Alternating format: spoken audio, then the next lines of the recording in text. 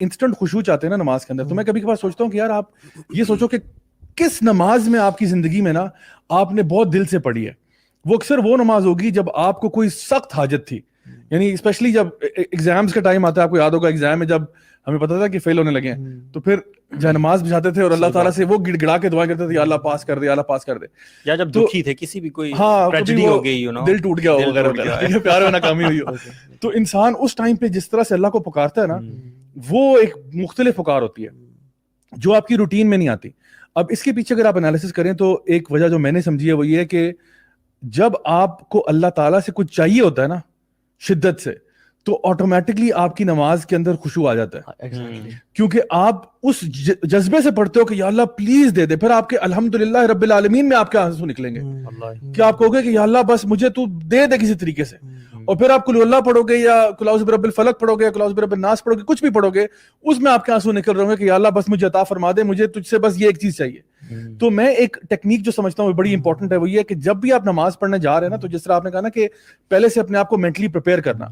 ایک تو یہ پریپیئر کرنا کہ میں اللہ سے ملنے جا رہا ہوں, مطلب ویسے آپ کسی بندے کو ملنے جاتے ہیں, کسی دنیاوی بندے کو, ویسے کسی فار ایگزامپل آپ کسی بھی ہیڈ کو ملنے جا رہے ہیں, ڈپارٹمنٹ کا ہیڈ ہے, کوئی ایسی چیز ہے, تو آپ پورا تیار شیار ہو کے سوٹڈ بوٹڈ ہو کے جاتے ہیں بڑے تمیز کے ساتھ, کسی بڑی پرسنالٹی کو ملنے جا رہا ہوں. تو یہ نعوذ باللہ اللہ ہی رہ گیا پیچھے جس کے لیے آپ اتنے کیئرلیس ہو کے جا رہے ہیں, پہلی بات. دوسری بات یہ کہ جب آپ کو پتا ہے نا کہ میں نے کچھ اللہ تعالیٰ کے سامنے اللہ سے کچھ مانگنا ہے, تو اپنے پاس, یعنی الدعا ہو العبادہ, دعا جو ہے وہ عبادت ہے, تو پہلے سے آپ سوچیں کہ میں نے اللہ تعالیٰ سے نا اس نماز میں یہ چیز مانگنی ہے آج, اور میں نے ٹکا کے مانگنی ہے. تو اس سے لے کے آنی ہے, میں نے اتنا مطلب گڑ گڑا کے اللہ تعالیٰ کے آگے مطلب یعنی دعا کرنی ہے کہ اللہ تعالیٰ میری جو ہے نا دعا قبول فرمائے, کیونکہ پوری نماز ہی آپ سمجھے دعا ہے. تو آپ اس نماز میں جب انٹر ہوتے ہیں نا, تو پھر آپ کو جب پتا ہوگا نا کہ میں نے یہ چیز ڈیمانڈ کرنی ہے اللہ تعالیٰ سے, تو میں سمجھتا ہوں ایک طریقہ جو ہے نا خشوع حاصل کرنے کا وہ یہ ہے کہ کانشیسلی گو انٹو ایوری صلاح with kind of a vision اور اے ویو کہ میں نے یہ اللہ تعالیٰ سے اس دفعہ ڈیمانڈ کرنا ہے. کہ ابھی لوگ تو نماز میں دعا کرنا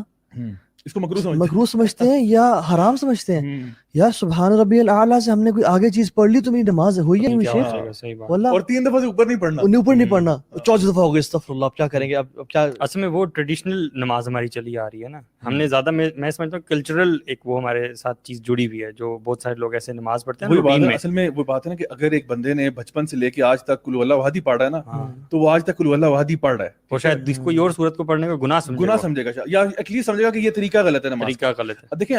قائم علمی جو ہے نا, ہم سے میں خود ہی سمجھتا تھا پہلے جب دن میں نہیں تھا نا, سبحان ربی العظیم کے علاوہ تو کچھ پڑھنا ہی نہیں ہے, جائز ہی نہیں ہے. اور اگر فضل میں ہے 5 times یا 7 times ہے, جب مجھے زیادہ علم آیا نا,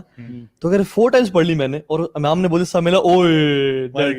یار, اب میں نے 5 دفعہ پڑھی نہیں اور یہ آڈ ہوا نہیں, بیچ میں رہ گیا, تو میں بیچ میں کیا کروں گا میں. حالانکہ اصل میں یہ بات ہے نا کہ لوگ ہمیں, بیکاز جب انسان کے پاس علم کم ہوتا ہے نا, تو پھر وہ نا بیچارہ ایک ہی روٹین میں آ جاتا ہے. دیکھو ویسے میں آپ کو ایک چیز بتاتا ہوں, کوئی بھی چیز آپ لے لیں, کوئی بھی یہ عبادت کے ساتھ ہوتا ہے, مطلب کوئی بھی آپ ایکٹ لے لیں دنیا کا,